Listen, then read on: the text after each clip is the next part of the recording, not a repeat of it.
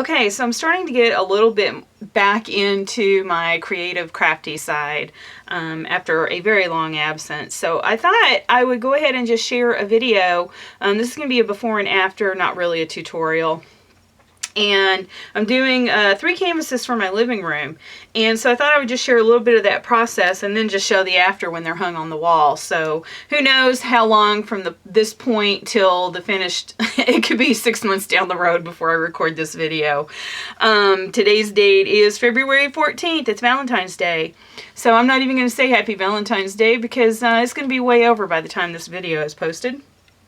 So what I did is I put gesso on these Dollar Tree canvases that were out at Christmas time. These were, I mean, had glitter and all kinds of stuff on it, so it took quite a few coats of gesso to cover those up.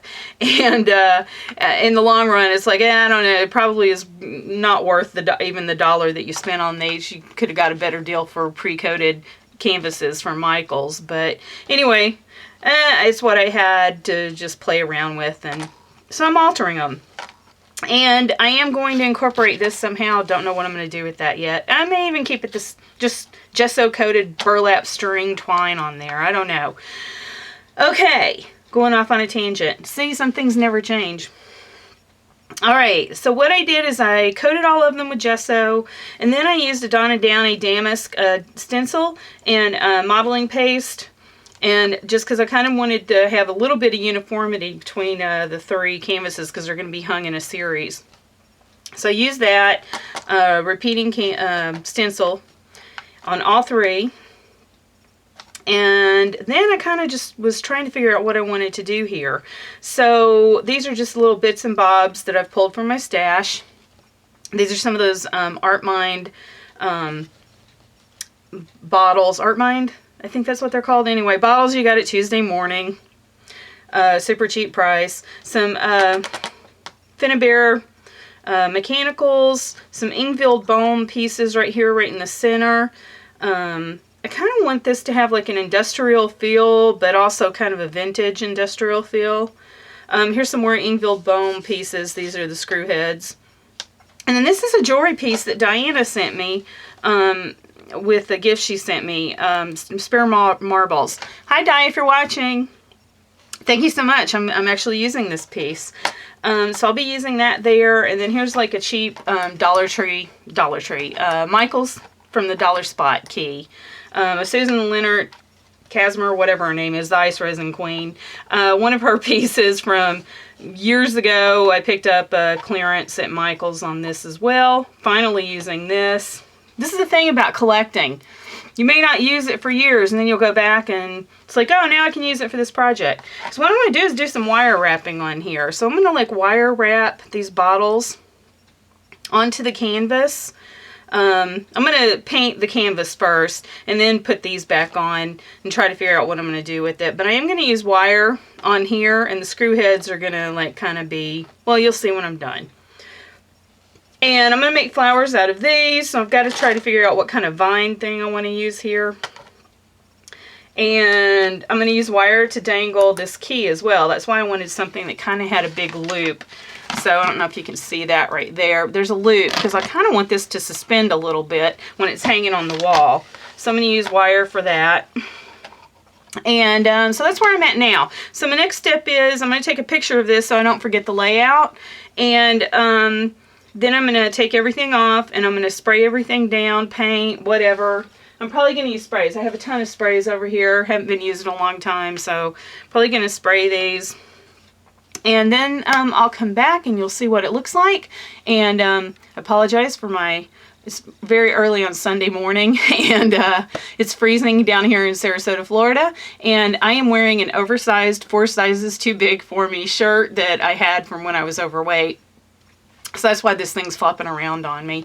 But I am going to be back and show you the after when I get this finally posted up on my living room walls. Okay, so here is my completed assemblage collaged canvas trio. And I thought I would just show it panned out, hanging on my wall, how I have it hanging. I just took down some home decor paintings that I had up here. And that's why there's a big empty spot over here. And my goal is to put my own canvas art up on my walls here in my living room.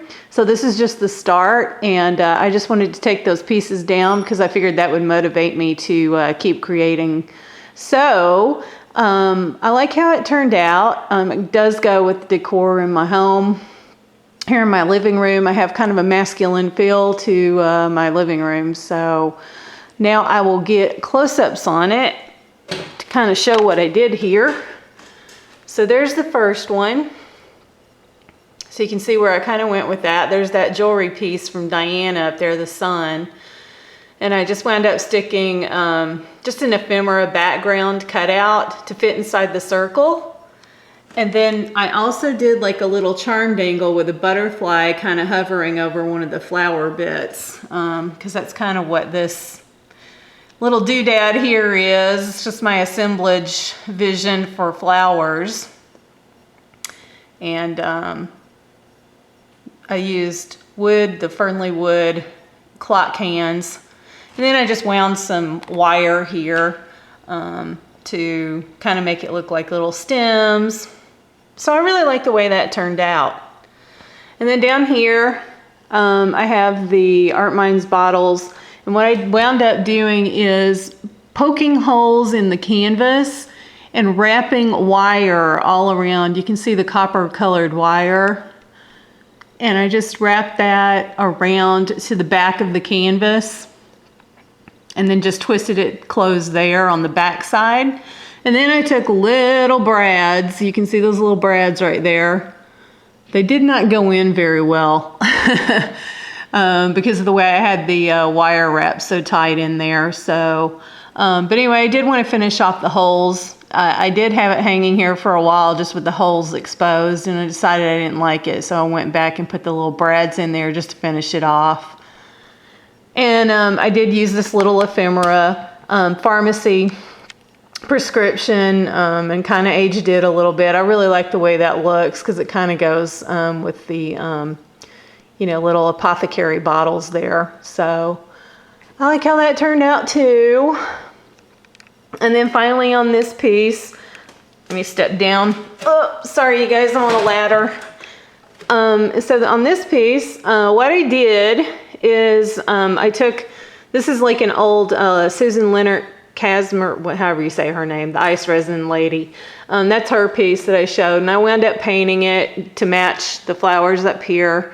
And again, I just took out the piece that she had in it when you buy it from the store. I took that piece out and wound up just finding an ephemera piece that I liked better to kind of go with the pharmacy thing like up there, and stuck that behind there and mounted that, and then just have this key dangling from a wire, the same wire that I used up there for my stems. I used that to dangle the key from here off this little hook piece. And I aged this with my Dusty Attic rusting powder. And I didn't do the backside, so you can see how well that turned out, because there's the original looking key, and then there's the actual, you know, now I messed it up. Oh yeah, I knew I shouldn't have done that. Okay, I'll have to fix that one. I quit recording. But anyway, I like the way that the rusting technique turned out. There's like a close-up on it. So I really like that rusting powder. I enjoy using that a lot. So yeah, so that is my canvas collection. Like I said, this wasn't like a how-to video. It was just showing you how I started the process in the beginning of this video, and then how it turned out and how it looks on my wall. So, all right, you guys, that's it for me for now. See you later.